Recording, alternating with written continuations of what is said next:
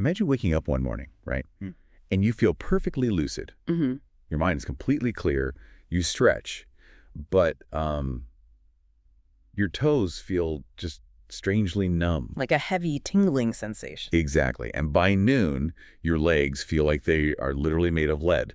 You try to stand up, but your knees just completely buckle underneath you. It's terrifying. Right. And by the time the sun sets, this paralysis has crept all the way up to your waist. And by the very next morning, you are lying in an intensive care unit. Fully awake. Fully awake. Fully conscious, but completely unable to move your arms. You're unable to speak, and you are struggling to draw a single breath. Trapped. You are trapped completely inside yourself. And that terrifying reality is what happens when the peripheral nervous system, basically the very wiring of your body, suddenly betrays you. It's a profound existential crisis. I mean, we often think of neuromuscular diseases purely as, mechanical failures. Right, like a broken part. Yeah, exactly. A muscle that simply cannot contract, or a nerve that just fails to conduct a signal. But the reality is that when the body weakens to that extreme degree, the mind, the emotions, and, the person's identity are forced to respond in ways that can be just as devastating as the physical paralysis itself. So I want to build on a metaphor for you, the listener, as we start this deep dive. If you picture a grand symphony orchestra, right? I like this one. The brain is the conductor.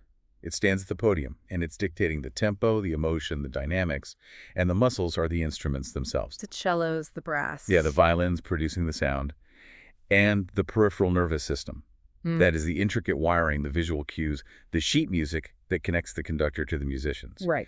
But when that wiring phrase, or when the instruments warp, the signal distorts, and the emotional resonance of the entire performance completely shifts. That framing is absolutely essential for what we are undertaking today. I mean, if you are joining us for this deep dive into Chapter 2.12 of Kaplan and Sadok's comprehensive textbook of psychiatry, our mission today is not to merely, list off a catalog of rare, obscure neurological diseases. No, definitely not. We are not just reading a textbook at you. Exactly. We are going to map the profound intersection of neurology, psychiatry, and lived experience. And for the psychiatry trainees, the registrars, and the clinicians listening right now, we need to establish the foundational premise for this whole discussion.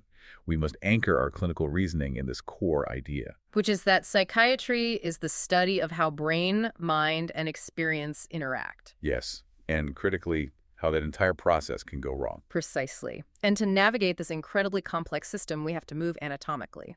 So we will descend the neuraxis. Okay, descending the neuraxis, where do we start? We'll start at the anterior horn cells deep within the spinal cord. Then we'll travel down the long peripheral nerves, cross over the microscopic gap of the neuromuscular junction, and finally delve into the muscle tissue itself. Right. But at every single point on this journey, we are going to move from the underlying cellular mechanism to the clinical manifestation, and ultimately to the clinical meaning for the actual human being experiencing it. Okay, so let's start with a massive conceptual hurdle right out of the gate. Let's do it. The textbook talks about the imperfect divide between the central nervous system, the CNS, and the peripheral nervous system, the PNS. Yes, the classic divide. Right. Because as medical students, we are taught to draw a hard line between the two, aren't we? Yeah. The brain and spinal cord are central and everything else is peripheral. But you are suggesting that this boundary is kind of an illusion. Well, it is an anatomical fiction, or at least a severe oversimplification. Awesome. Consider the embryology and the actual physical structure of these nerves. We classify certain structures as peripheral, right? Yet their actual command centers. They're cell bodies. Exactly. Their cell bodies reside entirely within the heavily fortified central nervous system. So the anterior horn motor neurons, which control your voluntary movement, they sit right inside the gray matter of the spinal cord. Okay. And their axons extend outward into the periphery.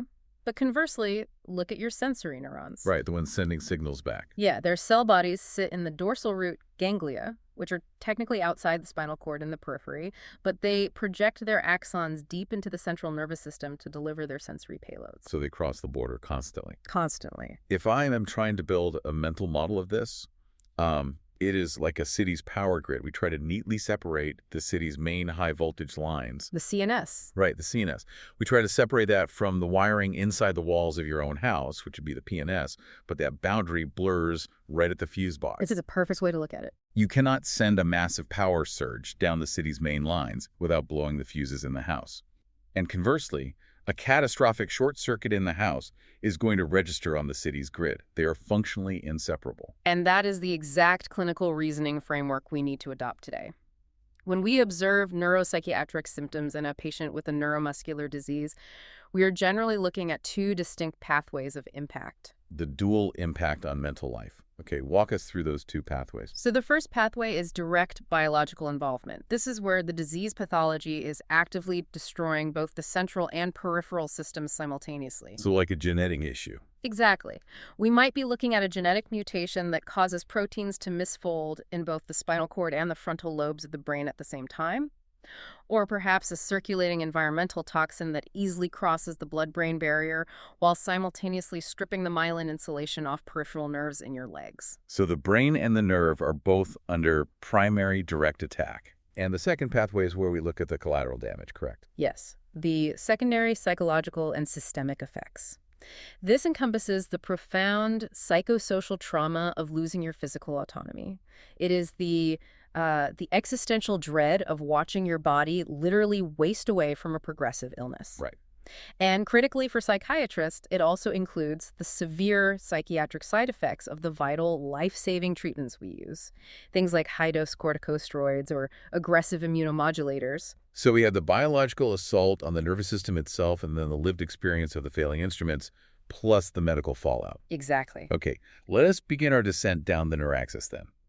We are starting at station 1, the motor neurons, specifically those anterior horn cells we just discussed. Right. And to understand the present, we really need to look at a disease that cast a massive, terrifying shadow over the 20th century. Poliomyelitis. Yeah. Polio is the quintessential lower motor neuron disease.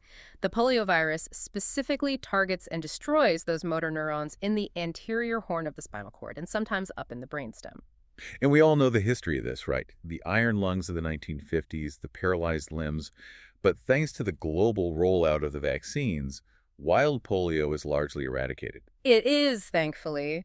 But its legacy remains highly relevant to psychiatry today, particularly in a phenomenon called post-polio syndrome. And this is where the timeline of the disease becomes genuinely sinister. It really does. Because a patient survives the initial viral attack in childhood.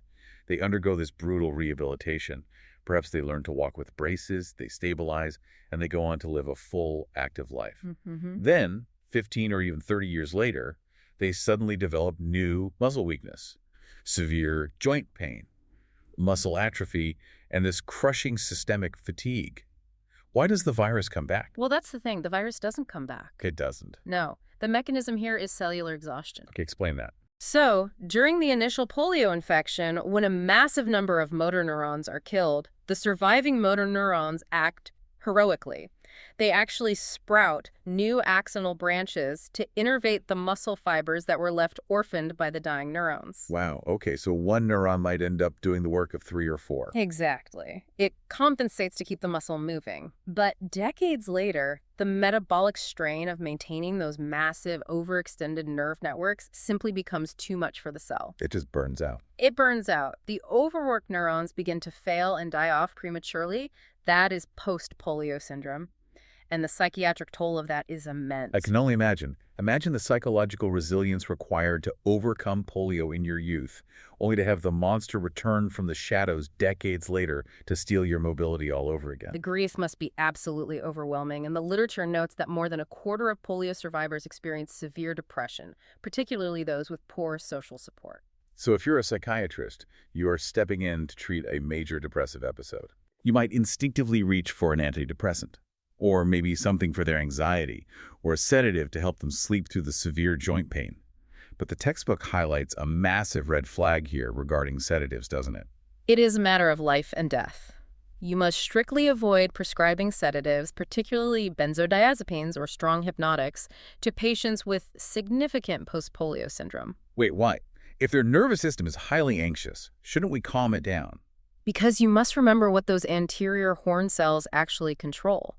They control the diaphragm and the intercostal muscles of the chest. Ooh, the breathing muscles. Yes. The motor neurons driving their respiratory system are already critically depleted and hanging on by a thread. If you suppress their central respiratory drive with a sedative, they will simply stop breathing in their sleep. Wow. You introduce a severe risk of hypoventilation and fatal respiratory failure. It is a perfect, striking example of why the psychiatrist absolutely must understand the peripheral neurology. Treat the mind, but respect the failing muscle. Right. Okay, that brings us to our next condition in the motor neuron category.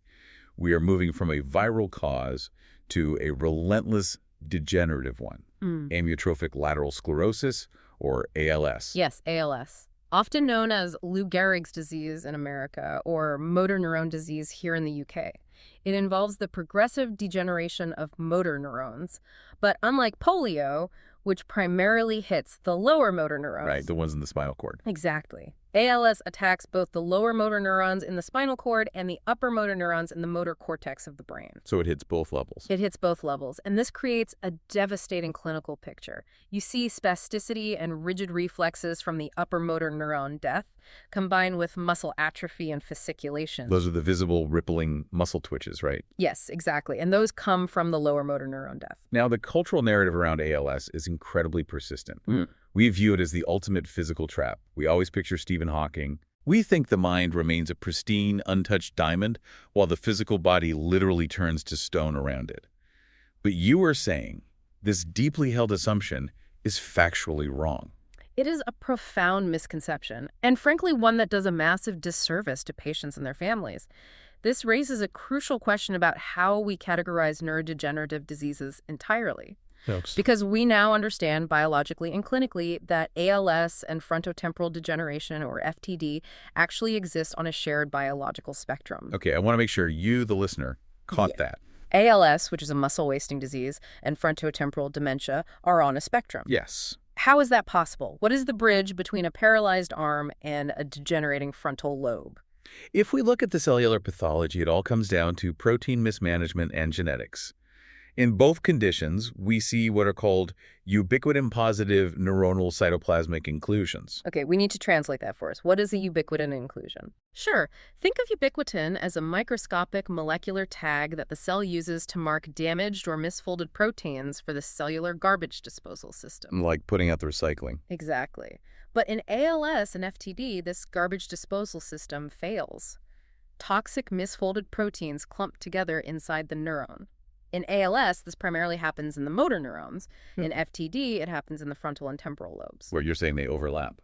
Often, it happens in both. And there is a genetic smoking gun connecting them, isn't there? There is. The most notable is a mutation in a gene called C9orf72. C9orf72. Yes, and this is what we call an expanded hexanucleotide repeat. An expanded hexanucleotide repeat. Let's unpack that term.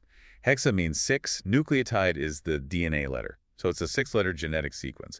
What does it mean that it's expanded? Imagine a typist who gets a cramp in their hand and accidentally types the exact same 6-letter word hundreds of times in a row. A genetic stutter. A genetic stutter.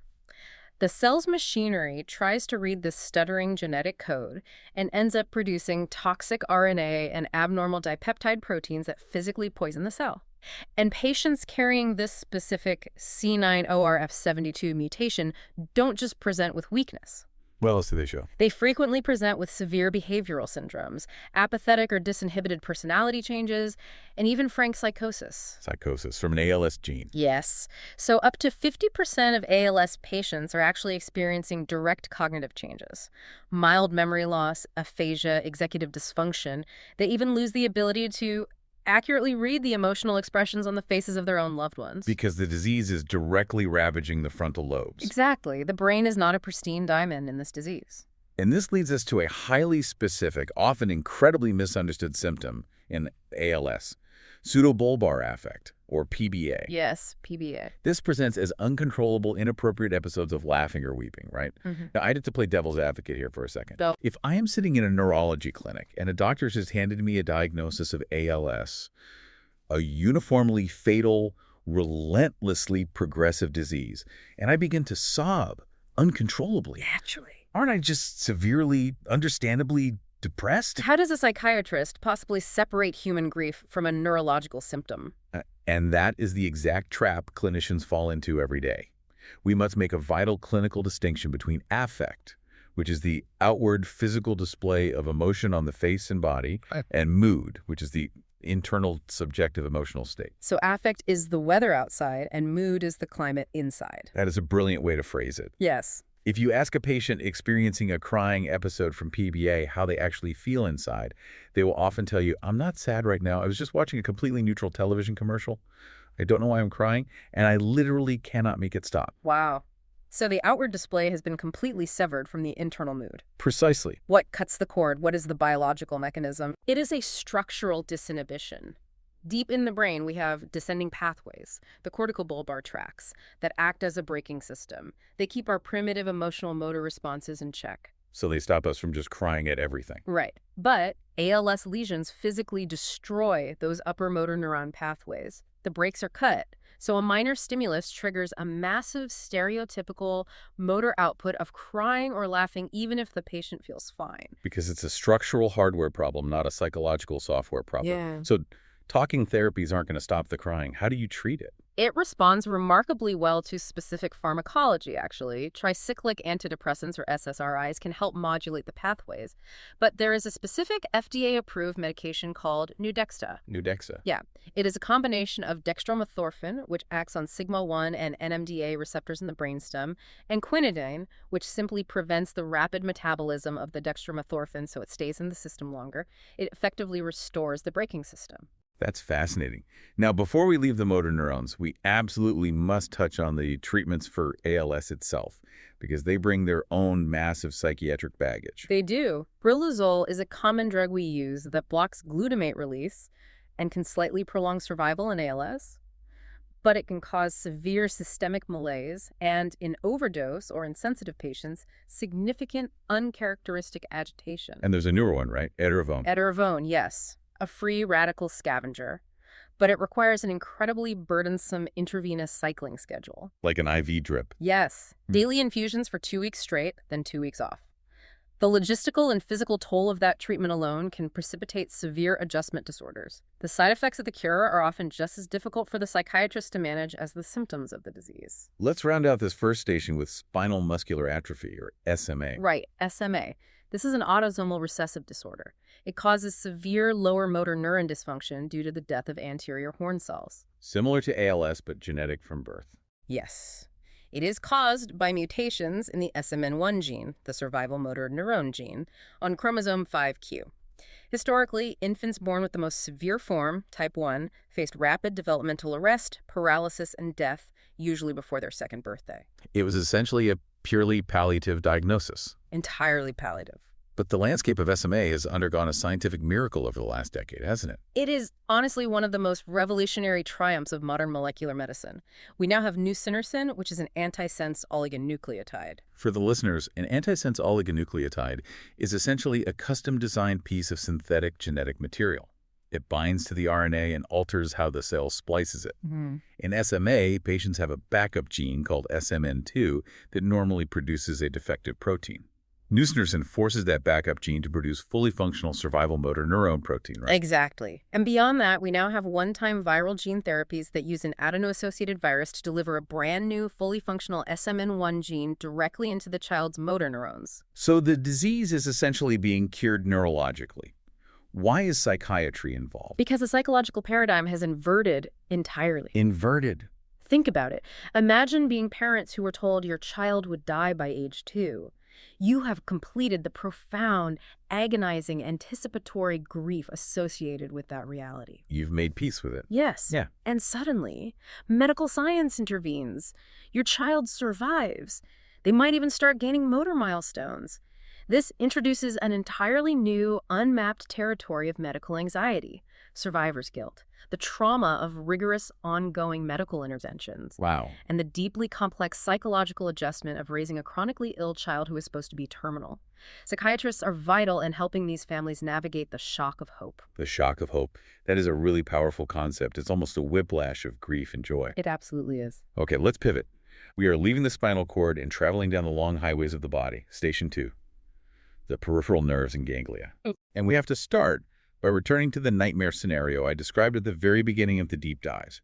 Guillain-Barré syndrome, or GBS. GBS is an acute inflammatory demyelinating polyneuropathy, and the crucial word there is inflammatory. This is an autoimmune betrayal. How does it start? Usually it's something incredibly mundane, isn't it? Often, it follows a seemingly mild respiratory or gastrointestinal infection. The classic culprit is Campylobacter jejuni, a bacterium you might just get from eating undercooked chicken at a barbecue. So you have a bout of food poisoning, you feel rough for a couple of days, you recover, and then a week later your immune system suddenly turns on your own nerves. Why?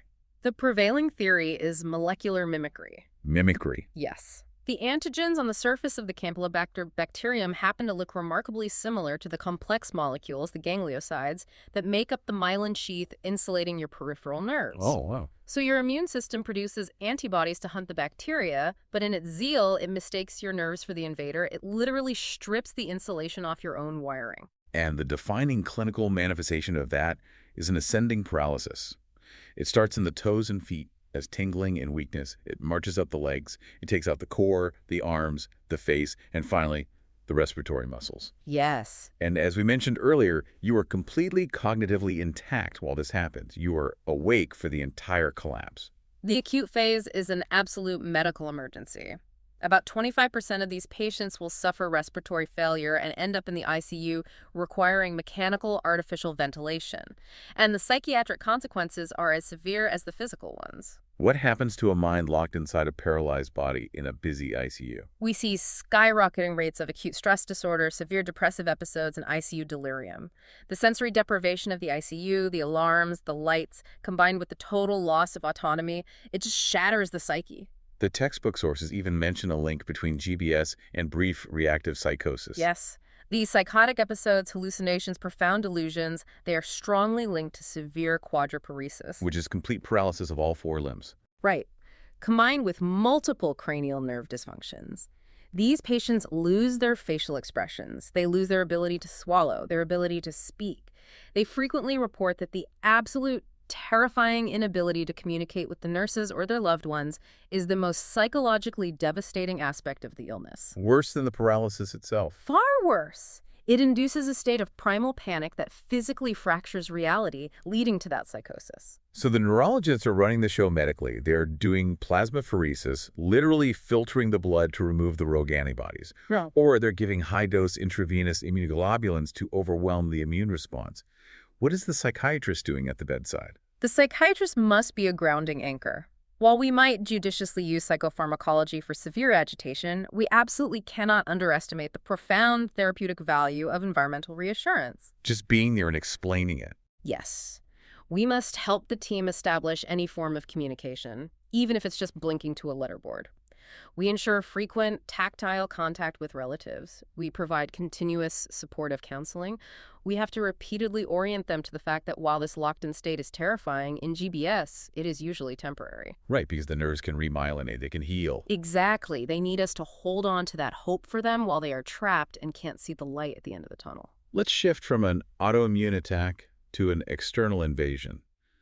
Toxic neuropathies.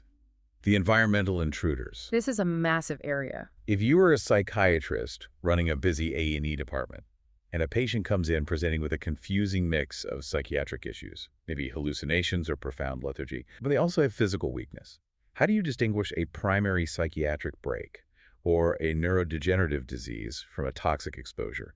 What is the clinical pearl here? The golden rule of toxicology in neurology, you look for symmetry and multi-organ involvement. Yes. A primary structural brain lesion, like a stroke, or a trapped nerve, like carpal tunnel, usually causes asymmetric symptoms, one side of the body. But a toxin is in the blood. It is circulating systemically. Therefore, toxic neuropathies almost always produce perfectly symmetric deficits. Both hands tingle at the exact same time.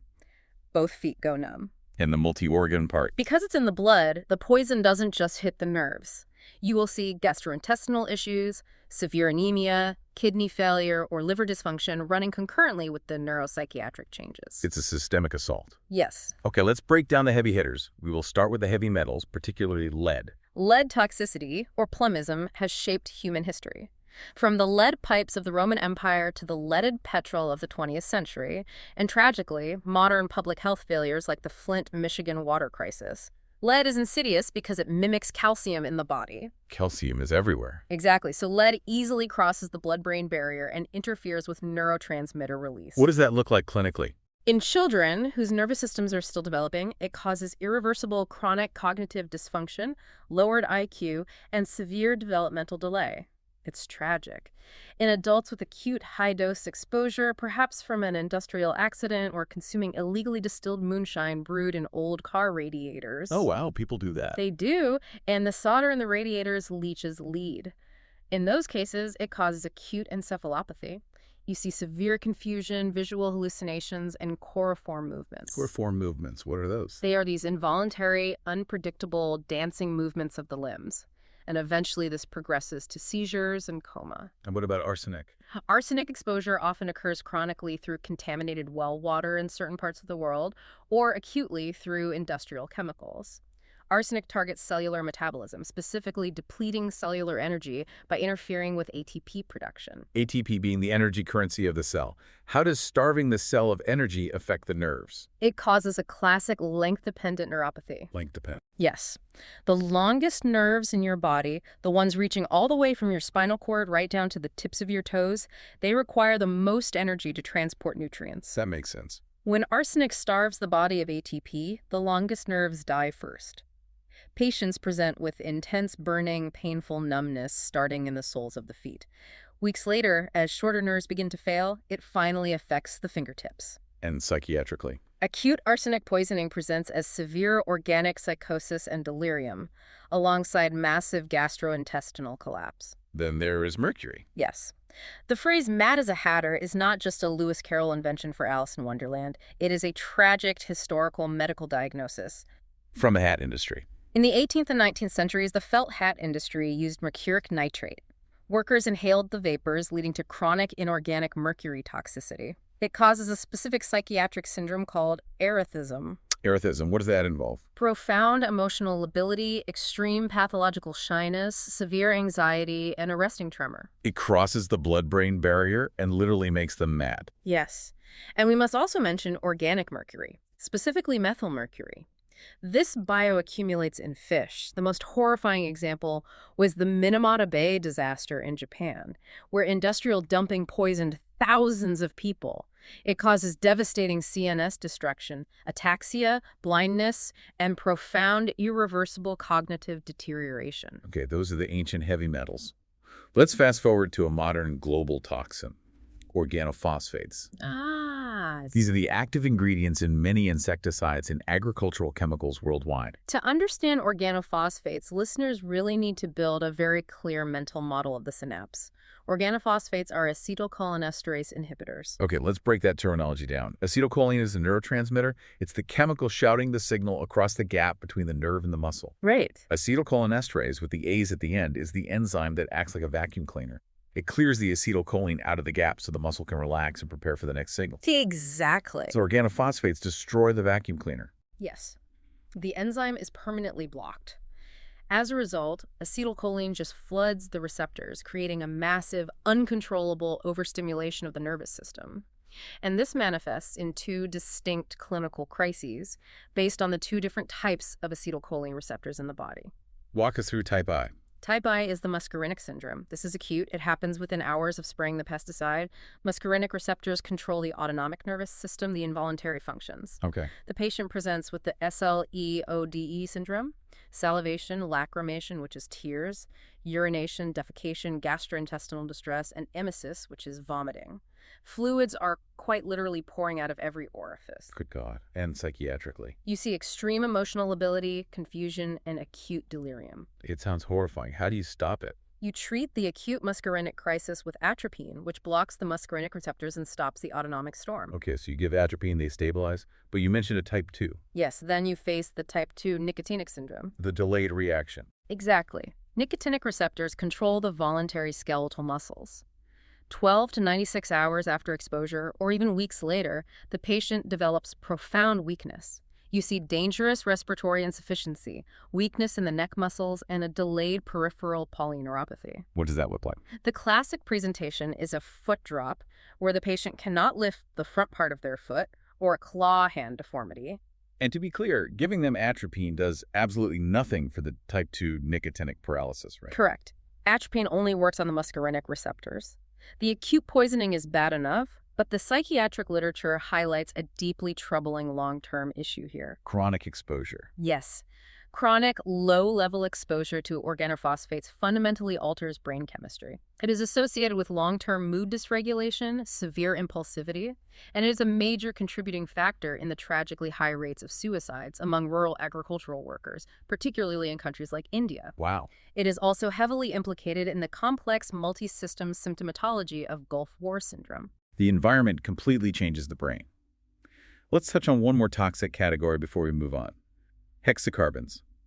This is the demographic of people intentionally inhaling solvents or sniffing glue. Hexacarbons are highly lipophilic, meaning they dissolve easily in fats, like the brain.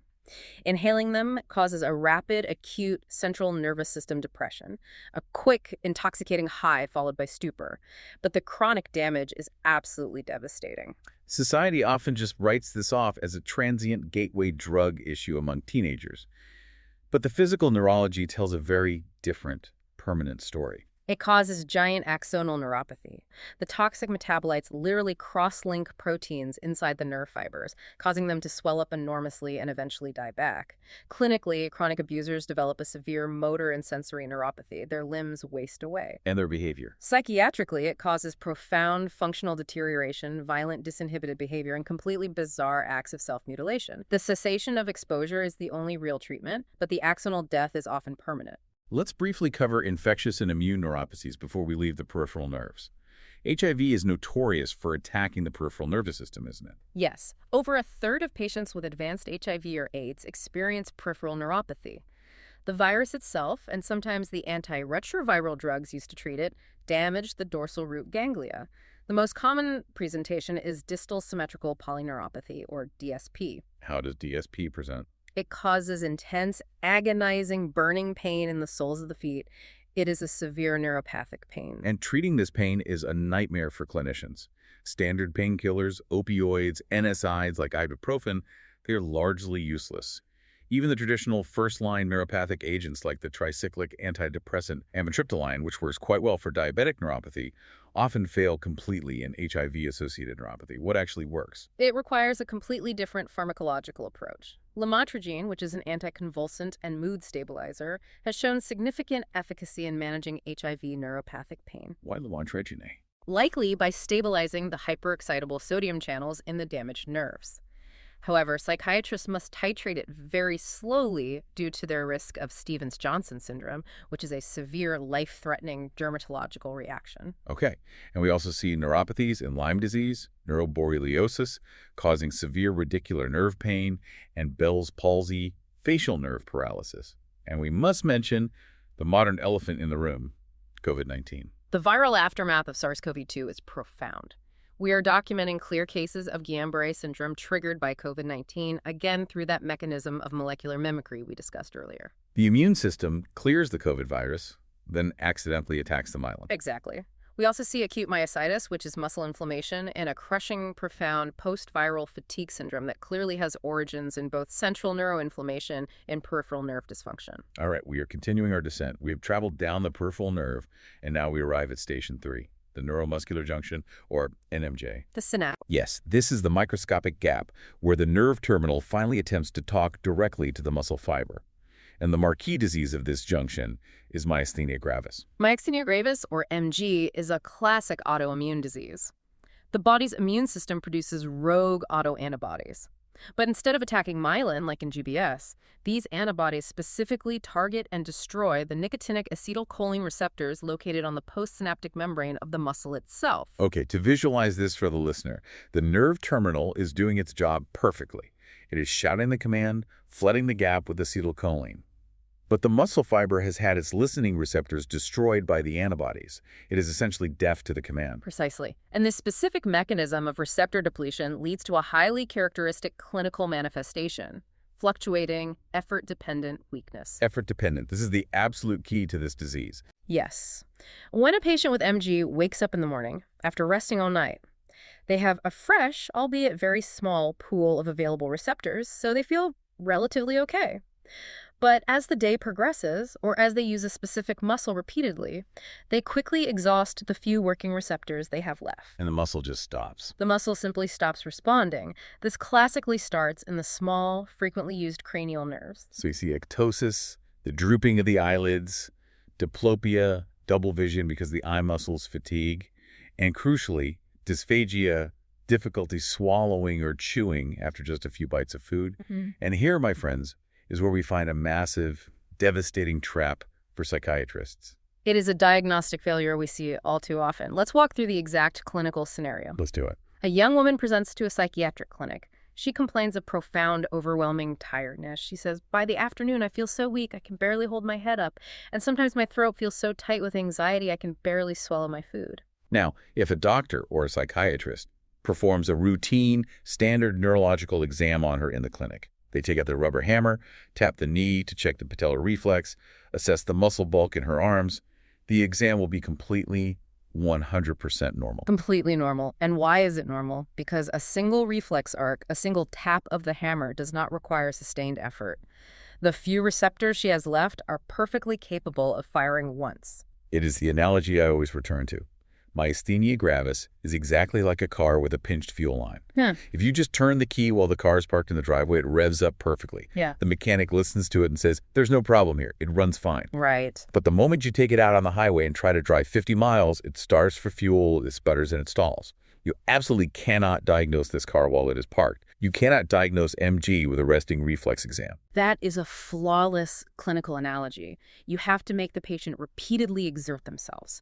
You make them look upward at your finger without blinking for 2 full minutes, just to watch the eyelids slowly droop as the junction fails. But because the routine resting exams are normal, and because vague symptoms like fatigue, heaviness, and difficulty swallowing, which we call globus sensation, are incredibly common in primary psychiatric disorders, MG is tragically misdiagnosed as somatization disorder, severe conversion disorder, or general anxiety. It is. There are horrifying case reports of patients suffering what is labeled by staff as psychogenic respiratory arrest. Which means they think the patient is faking it. Yes. Can you imagine the absolute terror? You are truly physically suffocating because the muscles controlling your diaphragm have fatigued and failed.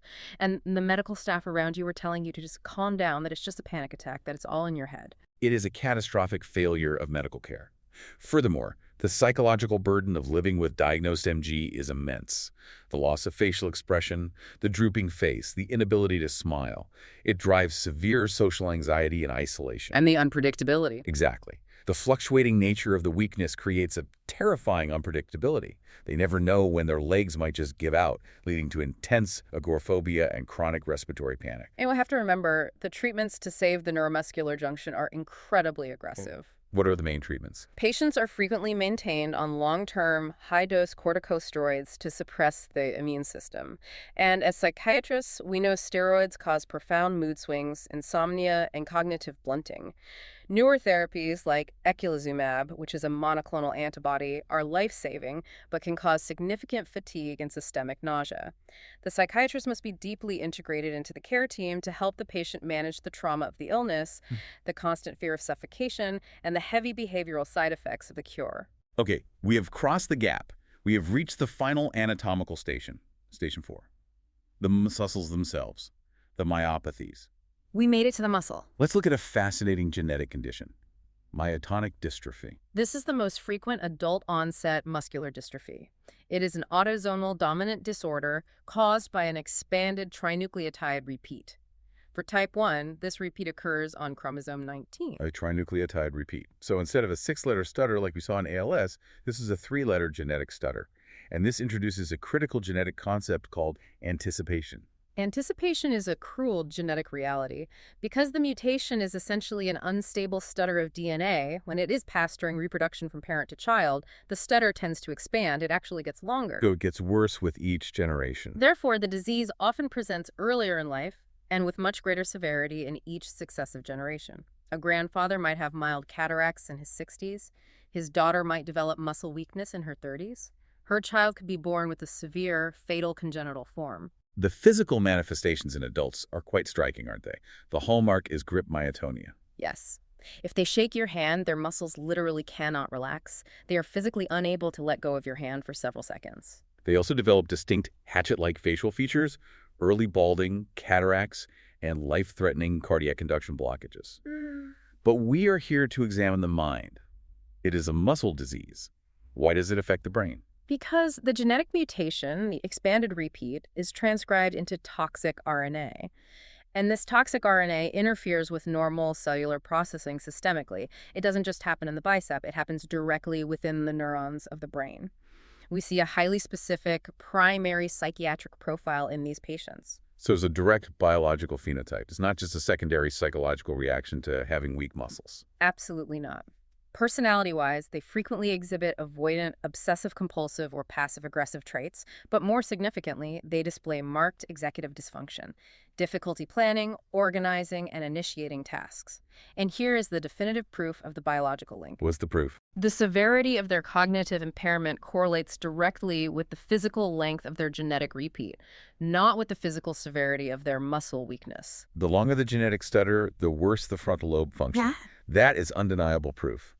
And there's a fascinating, unexpected overlap with sleep architecture here, isn't there? A profound one. Up to 39% of patients with myotonic dystrophy suffer from debilitating hypersomnia. They're sleeping 12 to 14 hours a day, and they often experience hypnagogic hallucinations. Which are vivid, dreamlike visions as they fall asleep. Yes. Hypersomnia and hypnagogic hallucinations. That is the exact clinical presentation of narcolepsy. Indeed. And research suggests the mechanism is exactly the same. Spinal fluid analysis in some of these myotonic dystrophy patients shows decreased levels of hypocretin-1, also known as orexin. Hypocretin-1 is the wakefulness neurotransmitter produced in the hypothalamus.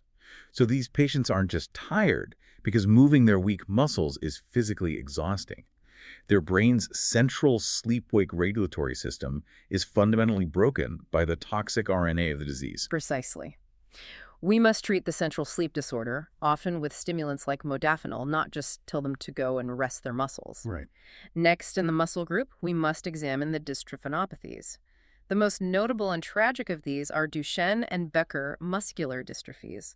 These are X-linked recessive mutations, meaning they almost exclusively affect young boys. Duchenne is an absolutely brutal diagnosis. These boys seem relatively normal at birth. By age 3 or 4, they show proximal muscle weakness. They struggle to stand up from the floor, which is the classic Gower sign. They lose the ability to walk by age 12, becoming wheelchair-bound. And tragically, they face fatal respiratory or cardiac failure, often in their 20s. For decades, the medical community viewed this purely as a tragedy of the muscle fiber. But there is a crucial biological fact about the protein they're missing that changes the entire psychiatric perspective. The disease is caused by a mutation that prevents the body from producing a protein called dystrophin. Dystrophin acts as a sort of microscopic molecular shock absorber, protecting the muscle fiber membrane from tearing apart during contraction. But here is the critical fact. Dystrophin is also heavily expressed in the human brain. Dystrophin is in the brain. Yes, particularly in the cerebral cortex and the hippocampus. Right. For decades, when these boys exhibited cognitive issues, it was either ignored or entirely attributed to the psychological trauma of losing their physical abilities. Which is an understandable assumption, but medically wrong. Very wrong. Because we now know that approximately 30% of boys with Duchenne have distinct cognitive impairments. They have an average IQ of around 85, with highly pronounced specific deficits in verbal function and reading. This cognitive deficit is a direct neurobiological feature of the missing dystrophin protein in the CNS. It was part of the disease itself. Exactly. And managing Duchenne introduces another massive layer of psychiatric complexity via the treatments. To keep these boys walking for as long as possible and to preserve their lung function, pediatric neurologists put them on long-term high-dose corticosteroids, usually deflazacort or prednisone. And while these steroids are physically vital for survival, they easily cross the blood-brain barrier and bind to glucocorticoid receptors, which are densely packed in the hippocampus and the amygdala. Emotional centers. Yes. This causes severe mood swings, aggression, and hyperactivity. Furthermore, acute high-dose steroid treatment is known to directly impair long-term memory functions. Specifically, it hinders the brain's ability to retrieve emotional, negative words. Think about the cruelty of that pharmacology. We are giving a young boy a medication that chemically alters his brain's ability to process, recall, and articulate emotional material right at the exact developmental window when he is desperately trying to psychologically navigate the profound trauma of losing his ability to walk. It is heartbreaking. It demands incredibly nuanced, compassionate, and biologically informed psychiatric care. It is the absolute epitome of the brain-mind experience interaction. Let's briefly cover the inflammatory and mitochondrial myopathies to complete the muscle station. Let's do it. Inflammatory myopathies include polymyositis, dermatomyositis, and clinicians must remember dermatomyositis can be a paraneoplastic sign, meaning it's an immune reaction to a hidden underlying cancer somewhere else in the body. A very important point. And then there's inclusion body myositis, or IBM. IBM is a disease of older adults, causing progressive weakness in the fingers and the quadriceps. But it is fascinating from a neuropsychiatric perspective because of what we find when we put the muscle tissue under a microscope. When we biopsy the muscle in IBM, we find protein aggregates. Like the clumps we talked about earlier. Exactly. Specifically, we find beta-amyloid deposits and hyperphosphorylated tau proteins. Wait, beta amyloid and tau? Those are the exact pathological hallmarks of Alzheimer's disease in the brain. Exactly. The muscle is mirroring the brain. Furthermore, rare familial forms of IBM are associated with mutations in the VCP gene, and that exact same VCP mutation is known to cause frontotemporal dementia. Another shared vulnerability. Yes, we see this deep shared cellular vulnerability. The garbage disposal pathways that fail in the degenerative diseases of the muscle are the exact same pathways that fail in the degenerative diseases of the mind. And what about the mitochondrial myopathies? Mitochondria are the microscopic powerhouses inside every single cell, responsible for generating ATP. Uniquely, mitochondria contain their own separate DNA, which is inherited exclusively from the mother. Muscle tissue is incredibly energy-hungry, constantly contracting and relaxing. Therefore, genetic defects in the mitochondria often present first as severe myopathies. Profound exercise intolerance and weakness. Yes, alongside multi-organ systemic issues like deafness, short stature, and stroke-like episodes. So where is the psychiatric link to cellular energy? The brain is the only organ more energy-hungry than the muscle. Energetic failure in the muscle strongly parallels energetic failure in the brain. Alterations in brain energy metabolism and mitochondrial dysfunction are increasingly being documented as core pathophysiological factors in major depression, bipolar disorder, and even schizophrenia. And understanding that specific mitochondrial mechanism can actually drive novel treatments, right? Yes. Take a specific mitochondrial syndrome called MELAS. The defective mitochondrial enzymes result in a severe depletion of nitric oxide in the blood. And nitric oxide is a critical vasodilator. It keeps the blood vessels open and healthy. Precisely. The lack of nitric oxide leads to the stroke-like episodes in the brain. Understanding the cellular defect has led neurologists to use the amino acid L-arginine, which acts as a nitric oxide donor in the body, as a novel therapeutic approach to actually prevent these strokes. It perfectly highlights how diving into the deep cellular mechanism can drive both neurological and psychiatric treatment paradigms. Okay, we have completed our descent. We have traveled from the motor neuron in the spinal cord, down the peripheral nerve, across the junction, and deep into the muscle fiber. A long journey. It is. Now we must pull back and integrate this knowledge. Let's examine a couple of systemic conditions that routinely blur the lines between neurology, rheumatology, and psychiatry. First up, fibromyalgia and ME/CFS. These are arguably the most challenging clinical entities a psychiatrist will face because they sit squarely at the intersection of mind, brain, and somatic experience. Fibromyalgia is characterized by chronic, widespread musculoskeletal pain, profound fatigue, sleep disturbances, and cognitive brain fog. For decades, medicine basically dismissed this entirely. Patients were told they were hysterical, that it was just depression masquerading as muscle pain.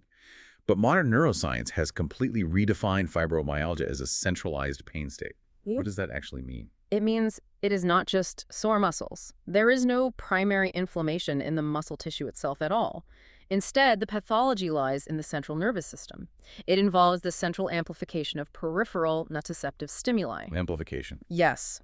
Through a mechanism called wind-up in the dorsal horn of the spinal cord, the nervous system becomes incredibly hypersensitized. The brain is effectively turning up the volume dial on normal sensory input until a gentle touch registers as severe burning pain. So the software of pain processing is corrupted. And the evidence for this central mechanism is proven by what actually treats it. If you give a fibromyalgia patient a massive dose of ibuprofen or an NSAID, it does almost nothing, because the muscle isn't inflamed. Precisely. To treat the central amplification, we have to look at the brain's descending inhibitory pain pathways, which rely heavily on serotonin and norepinephrine. There is a shared neurochemical dysregulation in both depression and fibromyalgia. Which explains the pharmacology. It explains exactly why SNRIs, serotonin and norepinephrine reuptake inhibitors like duloxetine and milnacipran are FDA-approved and highly effective for treating the pain of fibromyalgia. We also use neuromodulators like pregabalin, which binds to calcium channels in the hyperactive nerves to literally calm down the excessive signaling. The pharmacology proves the pathology. Then we have ME/CFS, myalgic encephalomyelitis, often known as chronic fatigue syndrome. A very difficult illness. This is characterized by profound disabling fatigue lasting over 6 months, unrefreshing sleep, orthostatic intolerance, which is feeling dizzy when standing, and a hallmark symptom called post-exertional malaise, a severe, disproportionate worsening of all symptoms after even minor physical or mental exertion. The biological etiology of ME/CFS remains intensely debated and largely unknown, though neuroinflammation, immune dysfunction, and metabolic abnormalities are key suspects. The diagnostic process is fraught with difficulty, often taking years. It is diagnosed much more frequently in women, though clinicians must always be highly wary of ascertainment bias and gender disparities in how medical complaints are investigated. So if a patient comes to you with ME/CFS and you don't have a definitive blood test or a curative drug to offer them, how does a psychiatrist actually support them? The absolute first and most vital step is radical validation. Radical validation. Yes, the simplistic, dismissive formulation of "it's all in your head" or forcing them into aggressive graded exercise therapy is not only scientifically unfounded, it is clinically damaging. These patients often arrive in your clinic completely traumatized. They feel abandoned, gaslit, and humiliated by the medical system. They are desperate, and desperation drives risk. Exactly. Out of sheer desperation to reclaim their lives, they frequently seek out unproven, alternative, or predatory therapies. This adds a massive layer of complexity, potential physical harm, and often financial ruin to their situation. The psychiatrist must act as an anchor. We validate their somatic reality. We validate their reality. We treat the secondary depression that naturally arises from severe chronic illness.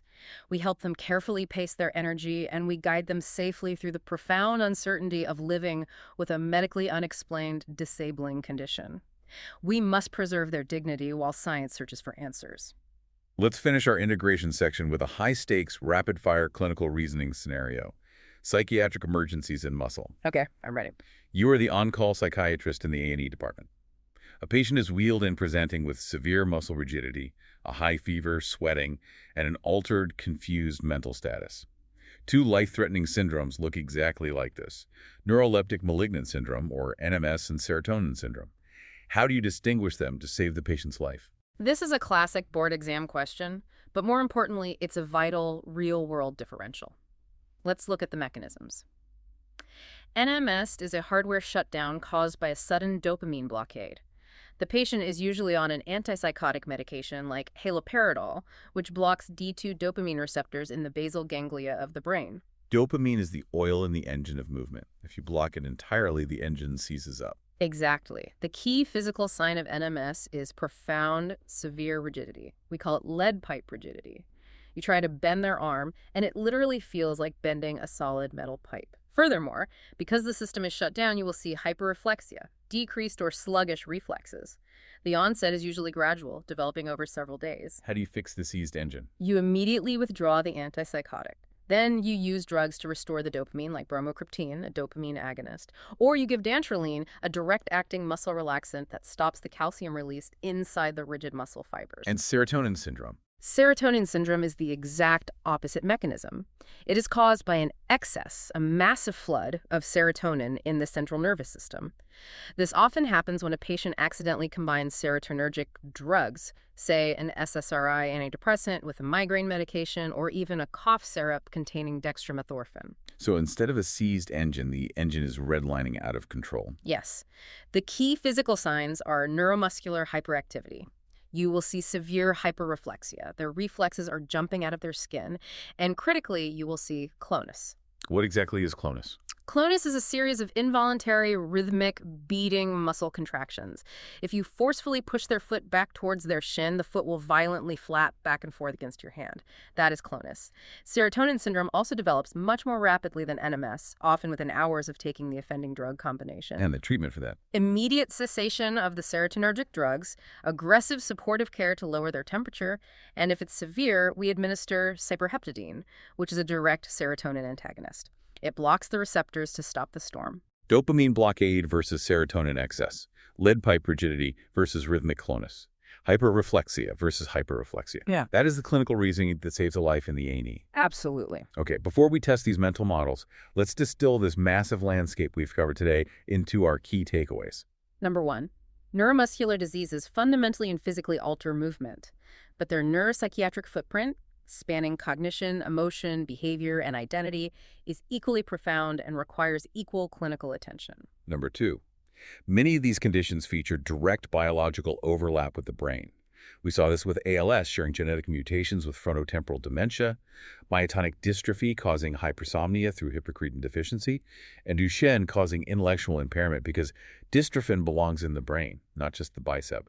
It is not just a reaction. The pathology itself is neuropsychiatric. Number 3, the psychological trauma of functional loss requires proactive psychiatric intervention.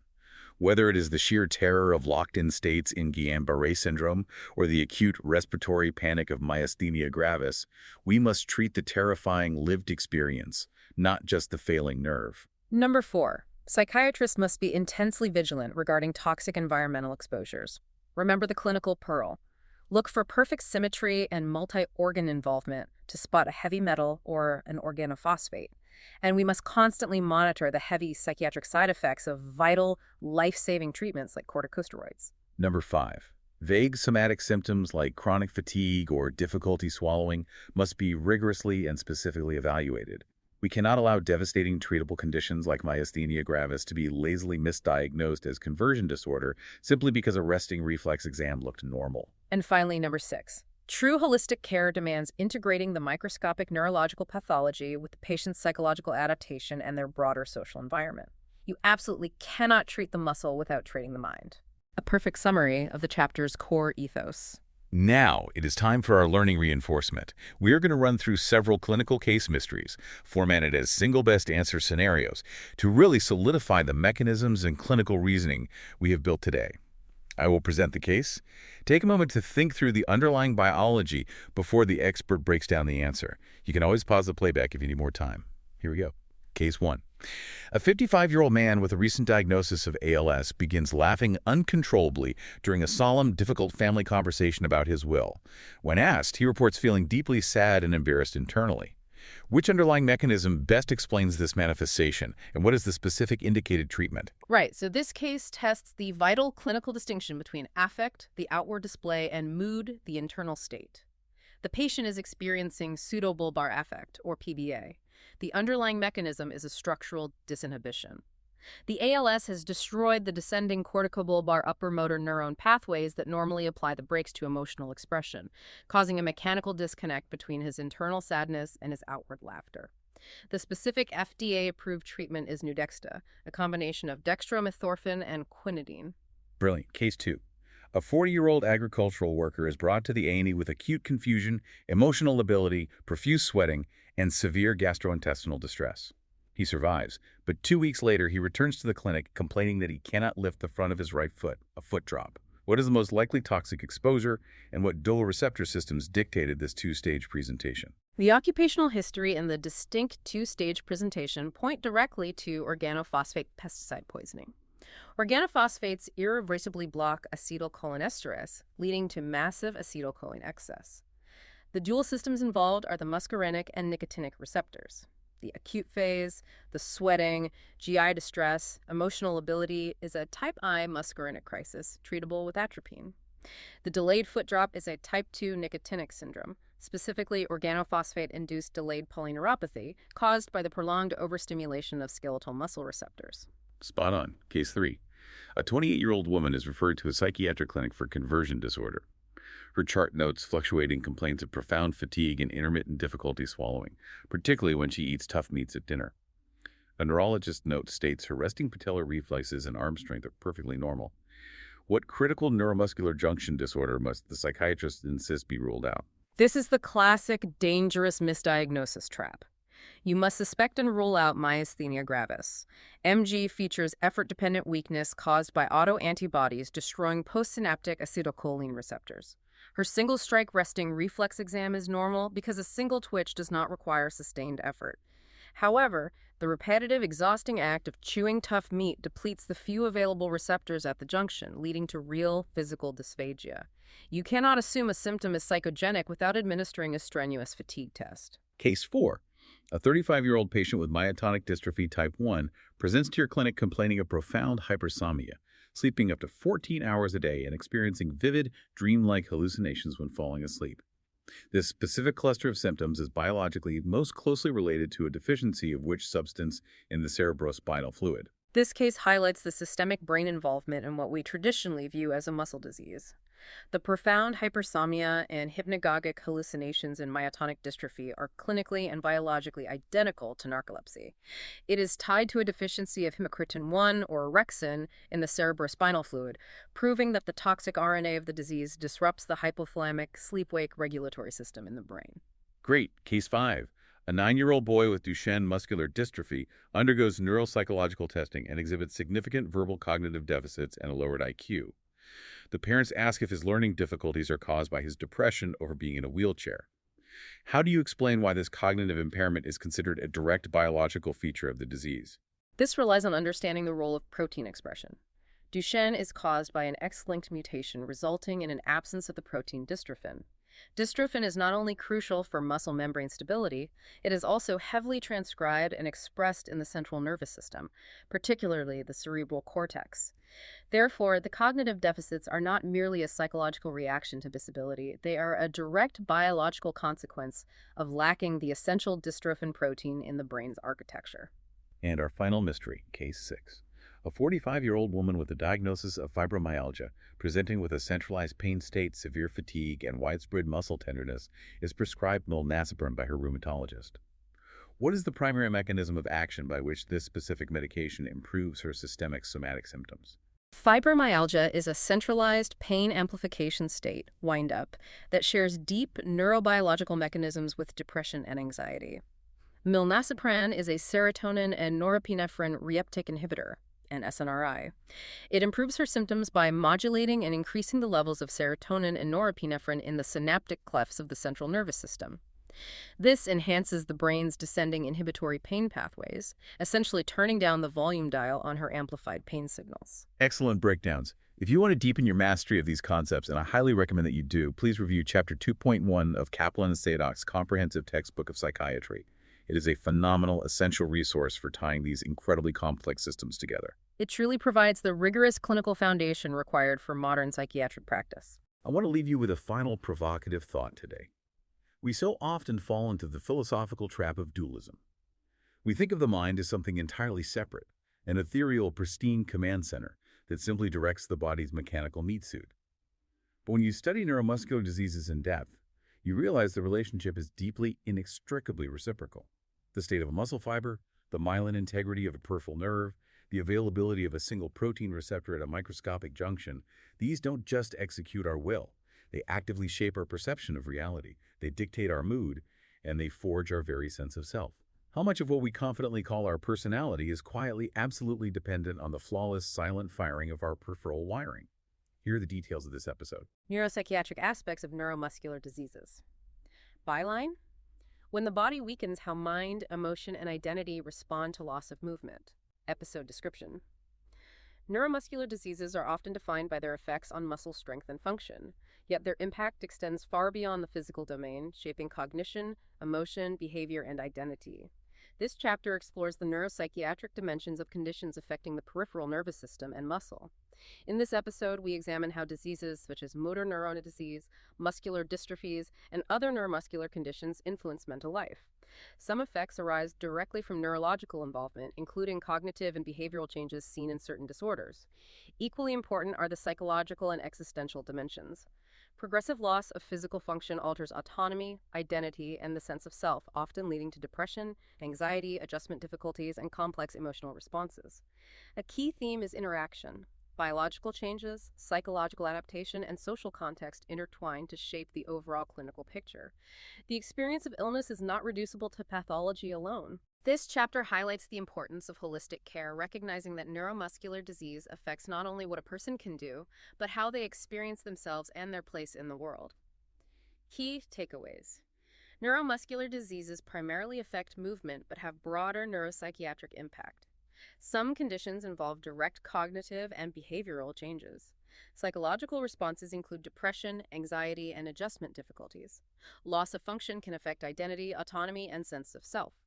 Social and environmental factors shape the experience of illness. Care requires integration of neurological, psychiatric, and psychosocial perspectives. The impact of disease extends beyond physical impairment.